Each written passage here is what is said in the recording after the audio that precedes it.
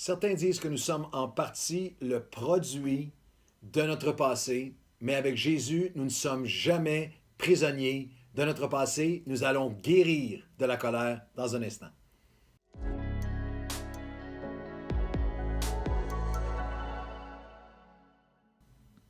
Bon matin à tous et bienvenue à votre café matinal.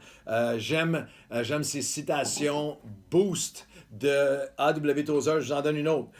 Tozer a dit « Laissez les morceaux brisés, irréversibles dans le passé, dans les mains de Dieu. Laissez tout ça, les morceaux irréversibles, irrécupérables de nos passés dans les mains de Dieu et entrez dans l'invincible et illimité futur avec Dieu. » C'est dans cet esprit que nous entrons ensemble dans cette...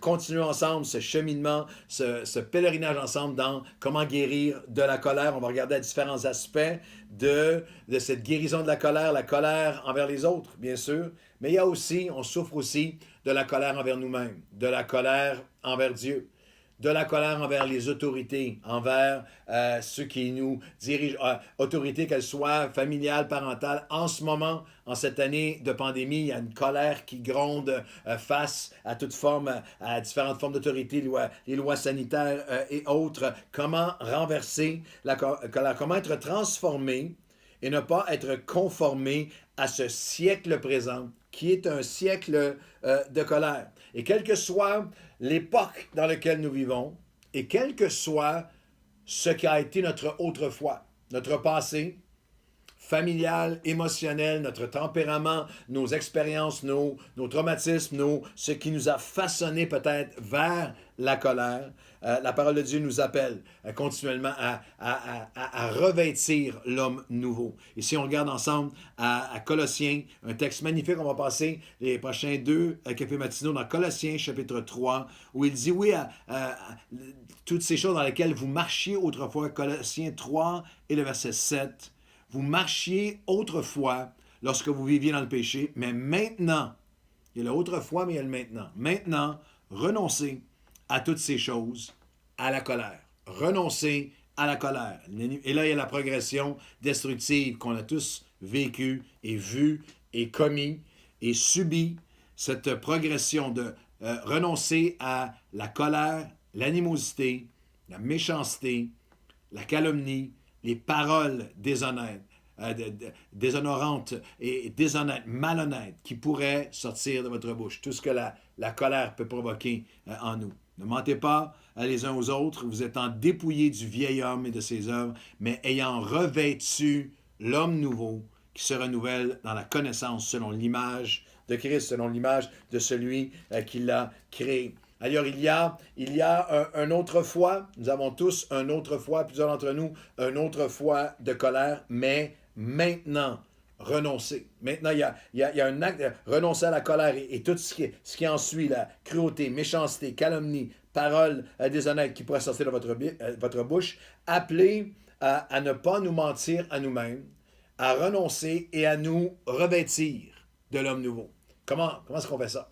En 2020, comment est-ce qu'on entre, comment est-ce on va se revêtir de l'homme nouveau qui est à l'image de celui qui nous a créés. Alors, on va regarder de manière très concrète à ce que j'appelle 4 ne pas.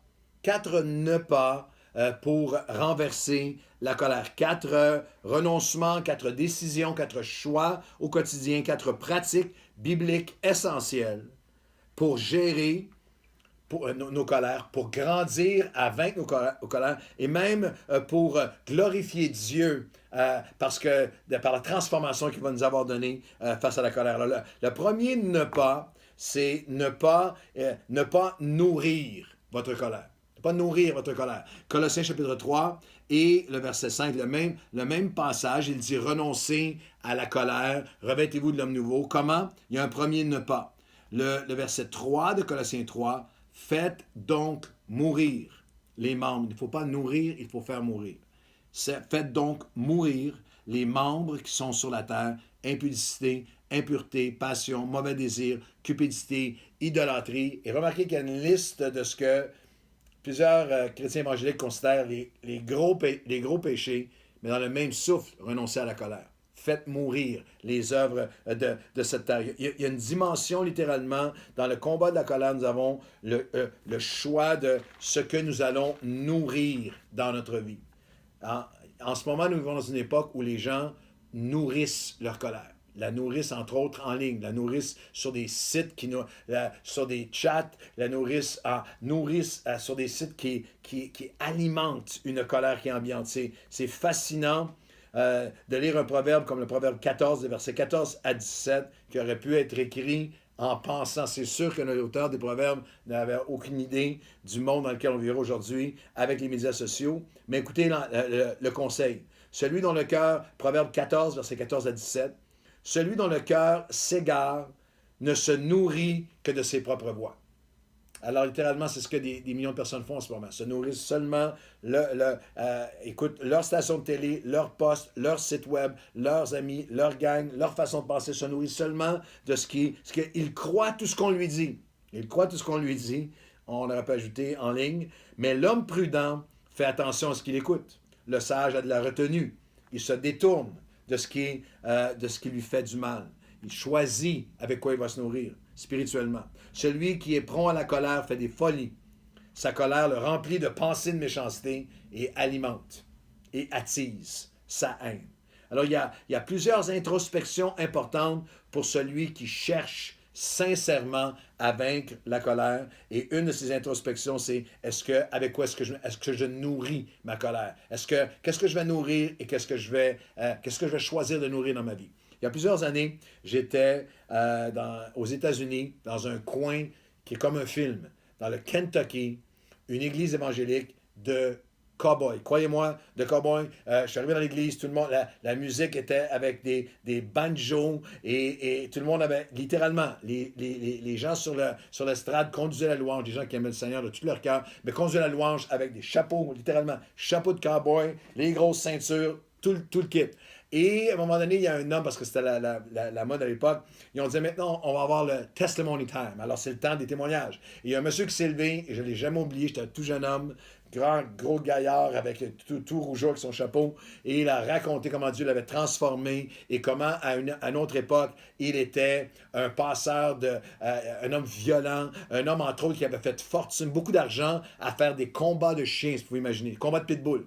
Et il disait, et je faisais fortune parce que je faisais parier tout le monde, mais je savais toujours quel chien était pour gagner, c'était arrangé. Et lui, il donnait son témoignage, il se posait des questions, il se répondait à lui-même. Et il a dit, vous vous demandez sans doute comment est-ce que je pouvais savoir quel chien était pour gagner? C'est facile, c'était tous les animaux étaient tous mes chiens, et toute la semaine avant le combat, j'en nourrissais un et j'affamais l'autre. Et lorsque complètement de culture, complètement différente. J'étais dans le milieu du Far West, dans cette réunion-là, en tant que jeune homme, et j'ai été foudroyé par la pensée, je vais choisir le reste de ma vie, qu'est-ce que je vais nourrir, qu'est-ce que je vais affamer. Et c'est ce que l'auteur de Colossiens dit, tu as le choix, est-ce que tu vas nourrir ta colère? Est-ce que tu vas la nourrir avec des personnes qui la nourrissent? La nourrir avec les médias sociaux, la nourrir toi-même dans tes pensées, en la ruminant, ou est-ce que tu vas nourrir ton esprit, nourrir ton âme? Parce que le texte de Colossiens, à chapitre 3, et le verset 16, nous donne ce choix de comment nous pouvons nourrir notre esprit. Toujours dans le contexte de « faites mourir les œuvres de la chair et de la colère ». Revêtez l'homme nouveau, verset 16 de Colossiens 3, que la parole de Christ habite parmi vous abondamment. Instruisez-vous, exhortez-vous les uns les autres en toute sagesse, par des psaumes, des hymnes, des cantiques spirituels, chantant à Dieu dans vos cœurs sous le pneuma, le souffle, l'inspiration, l'esprit de la grâce, sous le pneuma de la grâce. Et c'est des questions sans condamnation, en terminant aujourd'hui, quelques questions sans condamnation, mais pour celui ou le chrétien ou toi, chrétien qui a déjà dit, ça ne marche pas pour moi.